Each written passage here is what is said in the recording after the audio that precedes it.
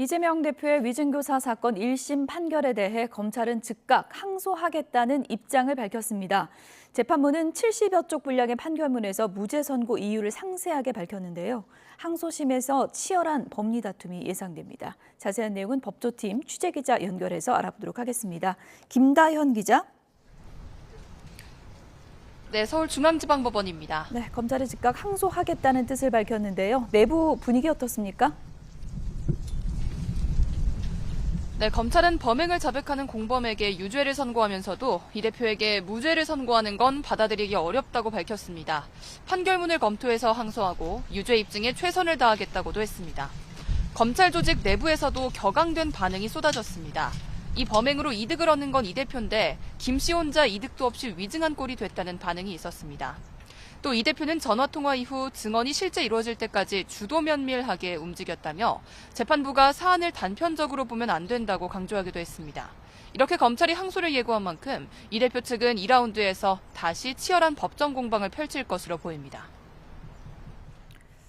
네, 검찰 쪽에서는 위증이 유죄인데 교사가 무죄라는 판결을 받아들이기가 어렵다는 입장인 것 같은데요. 재판부가 이렇게 판단한 이유는 어떤 겁니까?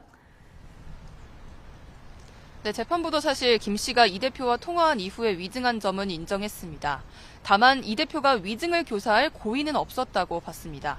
쉽게 말해서 이 대표가 김 씨에게 증언을 요청한 건 맞지만 위증할 거라고 예상 못했을 수 있다는 겁니다. 재판부는 이 대표와 김 씨 통화 녹취의 문장 하나하나를 뜯어보면서 고의성이 없었다는 점을 설명했는데요. 이 대표가 적어도 김 씨가 명백하게 부정하지 않는 사항에 관해서만 추가 논의를 이어갔고 김 씨가 알 수 있을 만한 내용에 대해서만 증언을 요청했다고 판단했습니다.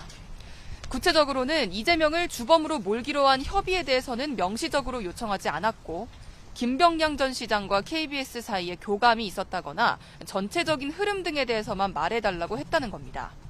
그래서 재판부도 김 씨의 주범몰이 협의에 관한 증언에 대해서만 유죄를 선고했습니다. 이 대표가 요청하지 않은 부분에 대해 김 씨가 스스로 위증했다는 결과가 된 건데요. 법조계에서도 이번 판결에 대해 의견이 분분하다고요? 맞습니다. 먼저 검찰 기소 자체가 무리했다면서 무죄 판결은 자연스럽다는 의견이 있었습니다. 이번 위증교사 사건은 지난 2002년 검사 사칭 사건에서 비롯한 오래된 사건인 만큼 애초 검찰의 혐의 입증이 쉽지 않았을 거라는 겁니다. 반면 거짓말을 요구한 사람은 무죄인데 처벌을 감수하고 부탁 들어준 사람만 유죄라는 결론이 이해가 되지 않는다는 반응도 있었습니다. 이번 1심 판결은 법원이 과거에 세워놓은 논리를 유지하려는 측면도 있다는 의견도 있었는데요. 이 대표는 검사 사칭 사건과 관련해 누명을 썼다고 허위 발언한 혐의로 기소됐다가 최종 무죄를 확정받았습니다. 그런데 만약 위증교사에서 유죄가 선고된다면 누명을 썼다는 이 대표 발언을 거짓으로 볼 여지가 있기 때문에 논란이 생길 수도 있다는 설명입니다. 네, 이제는 2라운드 항소심으로 가게 됐는데요. 항소심에서도 법정 공방이 치열할 것으로 보이는데 쟁점이 어떤 거죠? 네, 1심 재판부는 김 씨가 이 대표를 위해서 자발적으로 위증했다는 결론을 내린 셈인데요. 검찰은 항소심에서 이 대표의 교사 행위가 위증의 발단이었다는 점을 입증하는 데 주력할 전망입니다. 아울러 1심은 김 씨가 이 대표와 통화 이후 진술서를 작성하고 이 대표 측 변호인과 연락을 주고받는 것에 대해서도 이 대표가 직접 개입했다는 증거가 없다고 판단했는데요. 검찰은 통화 이후 과정에서도 이 대표가 가담했다는 사실을 다시 입증해야 하는 상황입니다.